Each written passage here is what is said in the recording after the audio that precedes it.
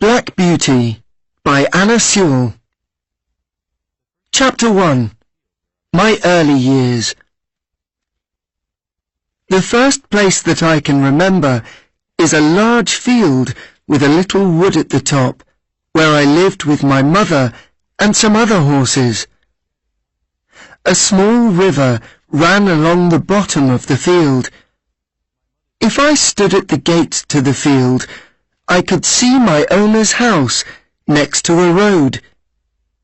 The owner, Farmer Gray, was a good man. He gave us healthy food, and he spoke to us as kindly as he spoke to his children. There were other young horses in the field with me, but I was the youngest.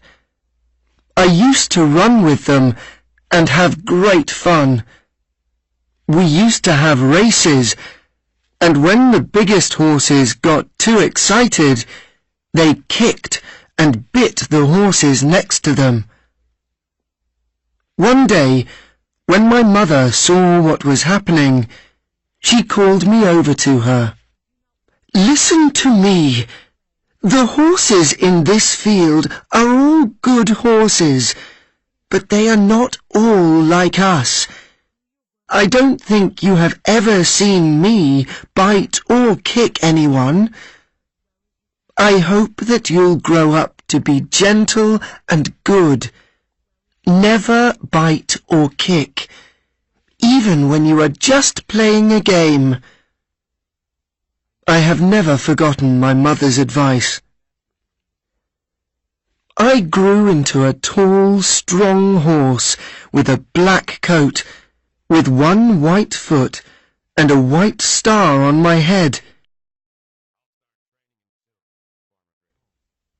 I soon learned how to pull a carriage. Sometimes I pulled the carriage with my mother, and she helped me to learn what to do. "The harder you work, the kinder people will be to you," my mother explained one day. I hope you find a good owner. However, there are many kinds of men. Some are as good as our owner, but some are bad. We never know who might buy us. Sometimes people don't understand what a horse needs. I found out that my mother's words were very true. When I was older, Farmer Gray decided to sell me to a new owner. His name was Squire Gordon, and he lived in a big house in a place called Birtwick Park. It was a lovely place to live in, with large fields and comfortable stables. Squire Gordon had a kind helper called John Manley, who looked after me, and I soon became good friends with the other horses in the stables.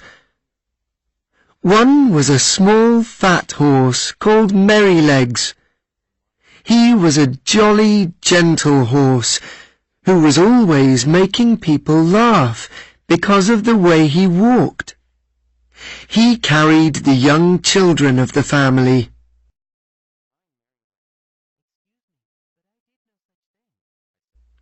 Another was Ginger, a tall horse with a sad face. Merrylegs told me that Ginger often bit or kicked because people were not nice to her in the past.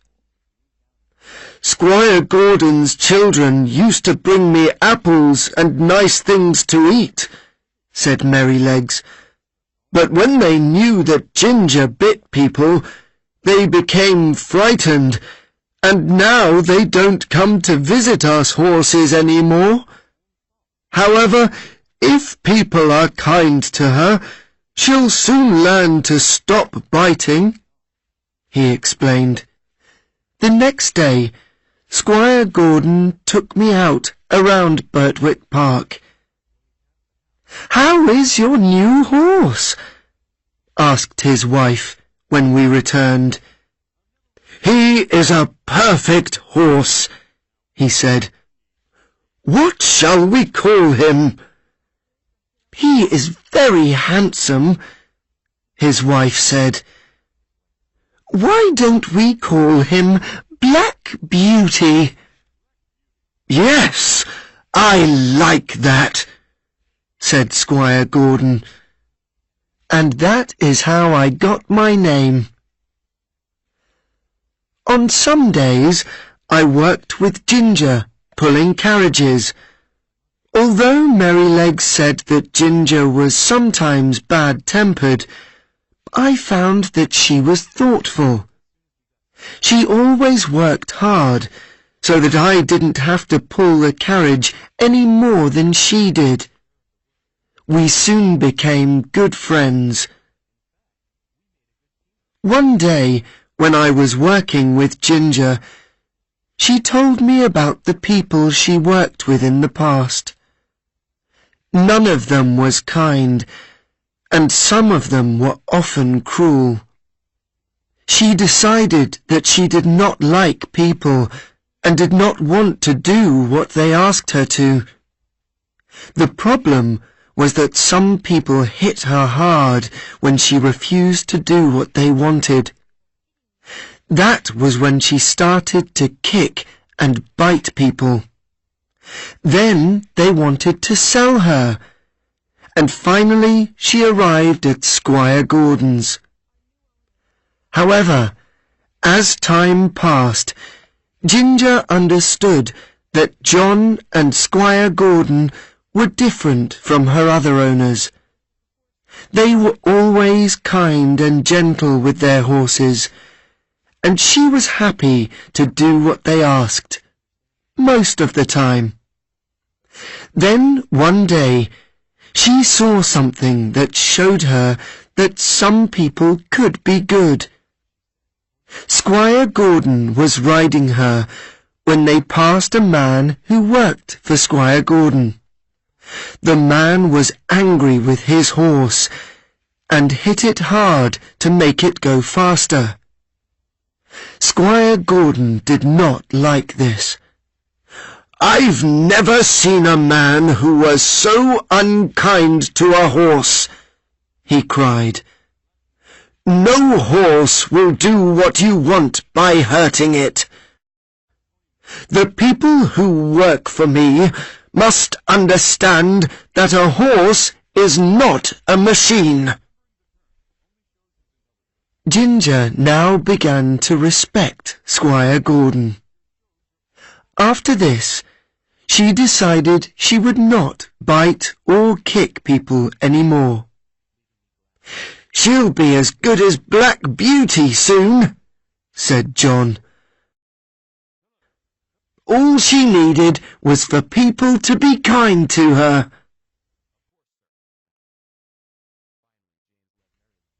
One day, I was surprised when John brought Merrylegs back to the stable and said, "Don't do that again, Merrylegs, or you'll be in trouble."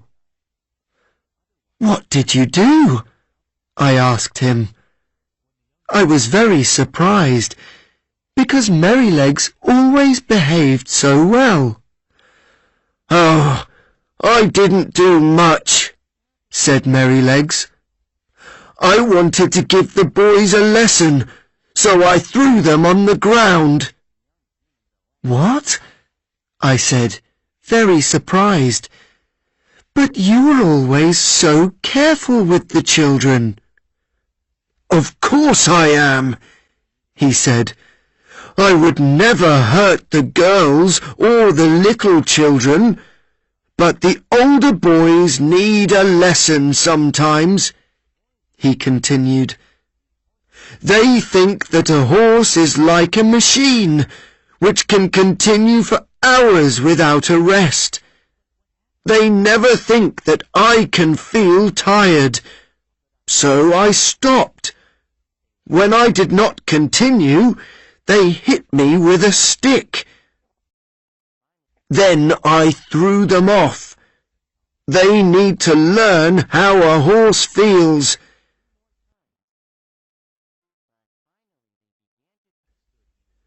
Why didn't you kick them? Said Ginger. No, I would never do that. I threw them off because I knew it would not hurt them. If I kicked the children, I would be sold to some unkind person who would hit me all the time. We must always remember what a good place we live in.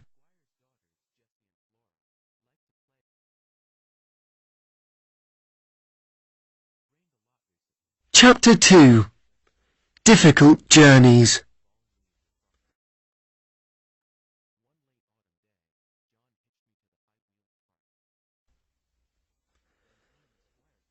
One morning I was put into a small carriage to take Squire Gordon and John on a long journey for the Squire's business. I liked pulling this carriage because it was very light and easy to pull. It was raining when we left, and it was also windy, with many leaves blowing across the road. On our journey, we crossed a bridge, and I saw that the water of the river was really high. Many of the fields that we passed were flooded, and sometimes I had to pull the carriage through water on the road. When we got to the town, I had a good rest while Squire Gordon did his work. We started to go home late in the afternoon, and now there was a real storm. I heard the strong wind blowing through the big trees that we passed.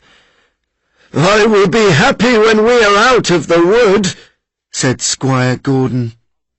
And as soon as he said this, a big tree suddenly fell across the road in front of us with a loud crash. "That was close," said John. "What can we do?" asked Squire Gordon. "We can't go forward," said John. "I think that we'll have to go back home a different way." So we went back along a different road. It was longer, and when we got to the bridge, it was dark.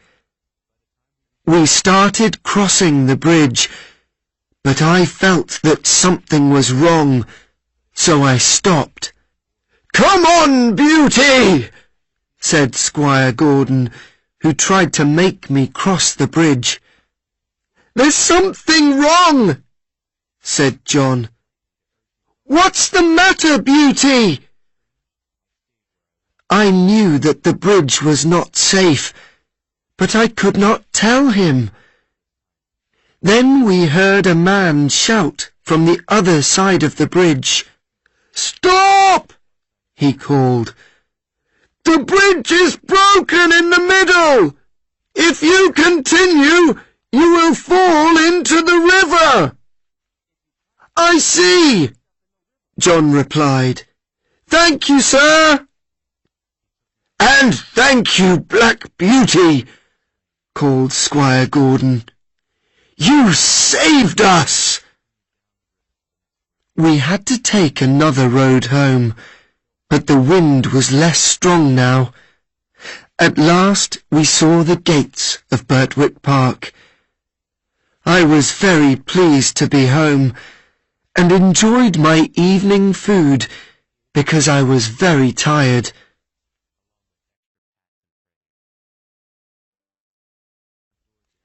A few weeks later, Squire Gordon and his wife decided to visit some friends who lived about 60 kilometres from my home. They drove Ginger and me about 35 kilometres on the first day.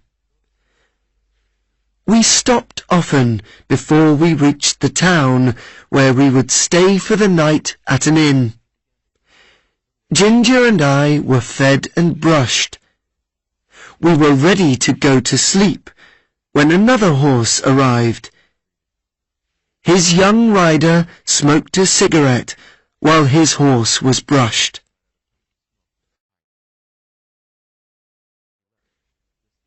I don't know how long I slept, or what time it was when I woke up. I felt uncomfortable, although I did not know why.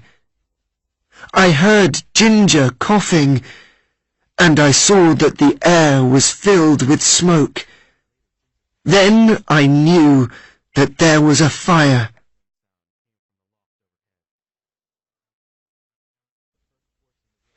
A man appeared with a lantern and tried to take the horses outside. We could see that he was anxious, and this frightened us even more. None of us wanted to leave, although we knew we were in danger. What would happen to us? We did not want to go anywhere. Then John arrived.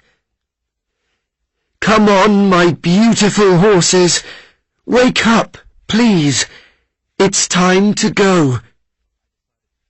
He spoke softly and was so gentle with me that I stopped feeling frightened.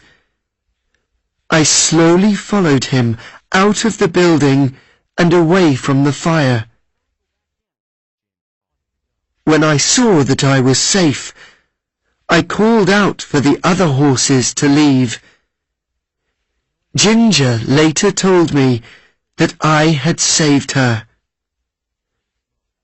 By now, the fire was bigger, and just as John led Ginger away from the fire, the building collapsed.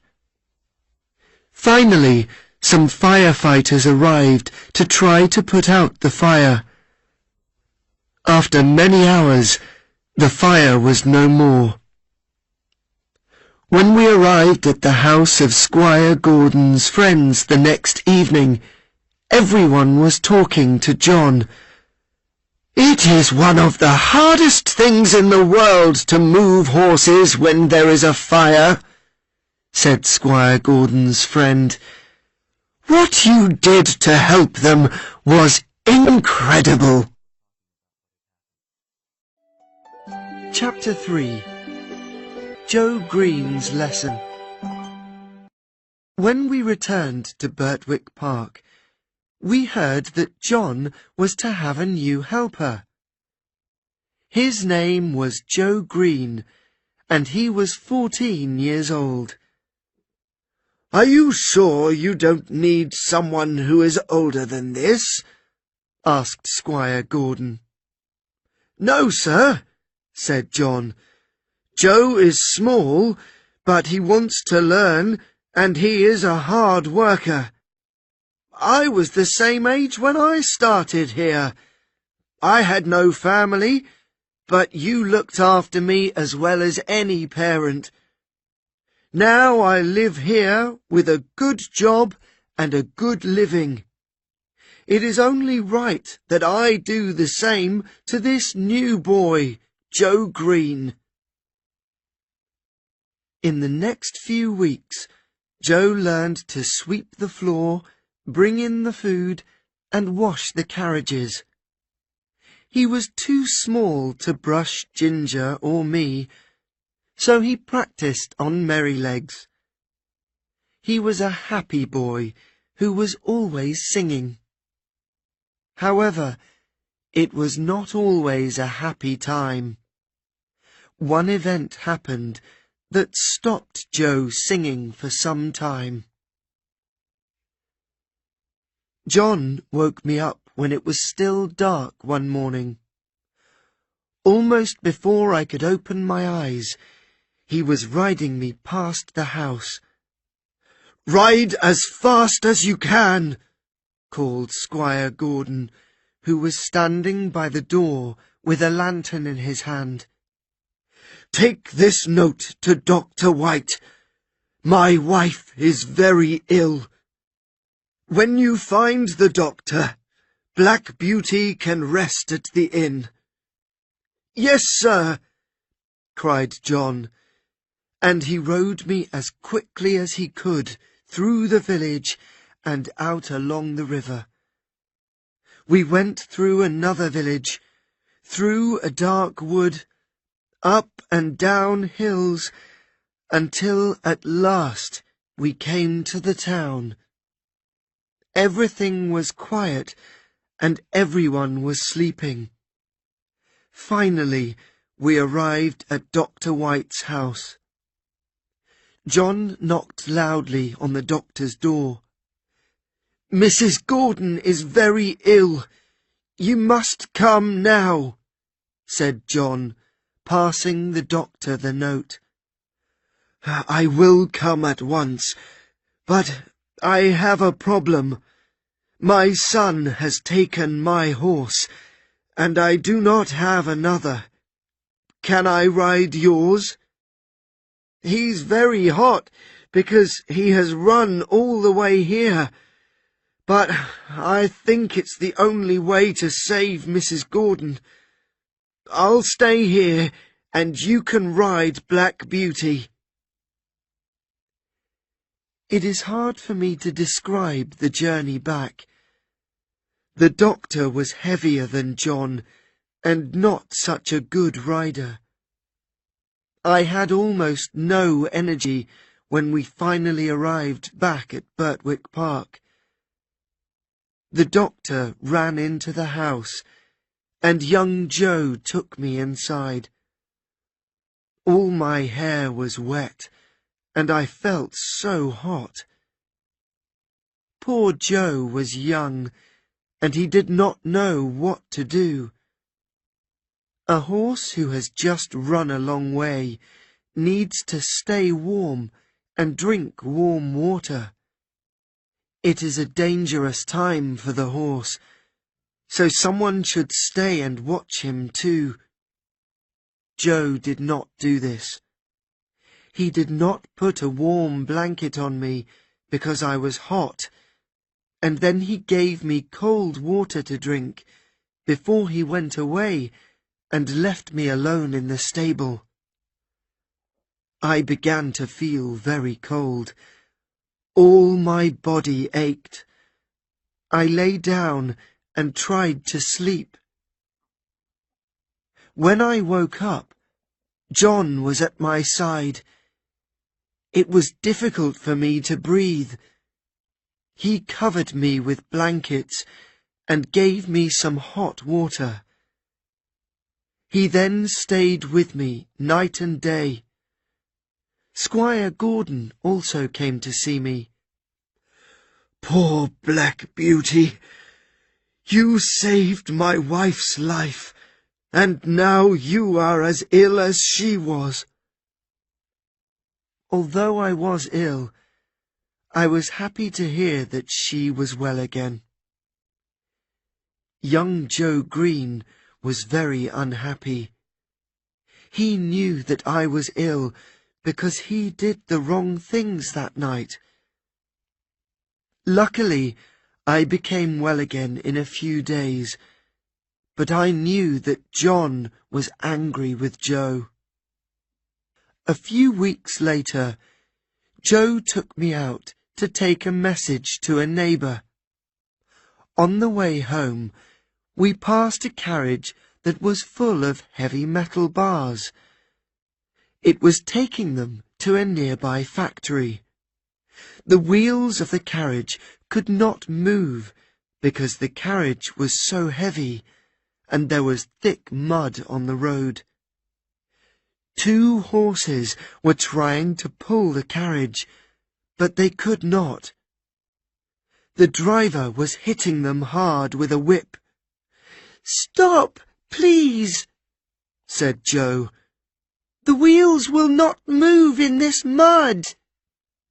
"Be quiet," said the driver rudely. "I can help you take some of the metal from the carriage, then it will move," said Joe. "Go away," said the driver. "I know what I'm doing." He continued to hit the horses. Joe quickly rode me to the factory and found the manager. Joe told him what the man was doing. "Thank you, Joe," said the manager. "I'll deal with the man. Will you tell the police what you saw?" "Yes, I will," said Joe.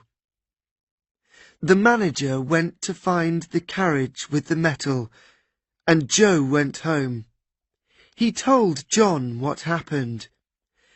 "You did the right thing," said John. We heard later that the police asked Joe about what he had seen. Joe explained very well, and when the police saw the poor horses, they sent the driver to prison for 2 or 3 months. It was wonderful to see the change that came over Joe. He learned from his mistakes to become a very good worker. John was now very pleased with him. "You look taller than you did last week," said John. Soon Joe was singing happily again every day. Unfortunately, Mrs. Gordon became ill again in the years that followed. The doctor said that she should live in a warmer climate. We heard that Squire and Mrs. Gordon were going to leave England. Everybody was very sad. All Squire Gordon's horses were sold to new owners. Ginger and I were the last horses to leave Birtwick Park, and one morning we took Squire Gordon and his wife to the railway station. We never saw them again. Ginger and I found out that we were going to live at Earlshall Park, the home of a rich earl called Smythe. John took us there the next day and told the new helper, a man called York, that we were the best horses they could have. Then John left too. I felt very sad to see him go. I did not realize that my new home with Earl and Lady Smythe would bring new difficulties for Ginger and me.